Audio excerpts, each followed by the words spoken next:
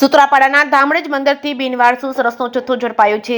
સૂત્રાપાડા ધામરેજ બંદર સમુદ્ર કાંઠેથી 5,30,00,000ની કિંમતનો 10 કિલો ને 600 ગ્રામ બિનવારસી સરસનો જથ્થો મળી આવતા ગીર સોમનાથ એસઓજી અને એફએસએલ સહિતની ટીમ દ્વારા કાર્યવાહી હાથ ધરવામાં આવી છે. તાજેતરમાં જ કચ્છ, દ્વારકા અને ગીર સોમનાથના સમુદ્ર કાંઠા પરથી સમુદ્રમાંથી તણાઈ આવેલા સરસના પેકેટો મળવાની અનેક ઘટનાઓ સામે આવી છે. ગીર સોમનાથ જિલ્લાના સમુદ્ર કાંઠા પરથી અગાઉ પણ મોટી માત્રામાં સરસના બિનવારસી પેકેટો મળી આવ્યા છે. ત્યારે ગીર સોમનાથ સ્પેશિયલ ઓપરેશન ગ્રુપની સર્વેલન્સ ટીમ સૂત્રાપાડાના સમુદ્ર કાંઠા પર પેટ્રોલિંગમાં હતી. તે દરમિયાન સાંજે 5 વાગ્યાના સુમારે ધામરેજ બંદરના સમુદ્ર કાંઠા પર શંકાસ્પદ સરસના પેકેટો મળી આવ્યા છે.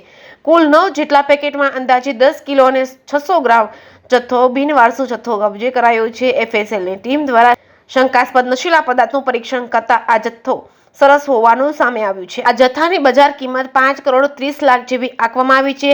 હાલ સૂત્રાપાડા પોલીસ સ્ટેશન ખાતે બિનવારસુ સરસના જથ્થા અંગે ગુનો રજીસ્ટ્રેશન કરી એસઓજી ટીમ દ્વારા આગળની તપાસ હાથ ધરવામાં આવી છે. જેકે સિંહ ગુજરાતી સાથે પ્રતાપ વાઢેર, ધામરેજ.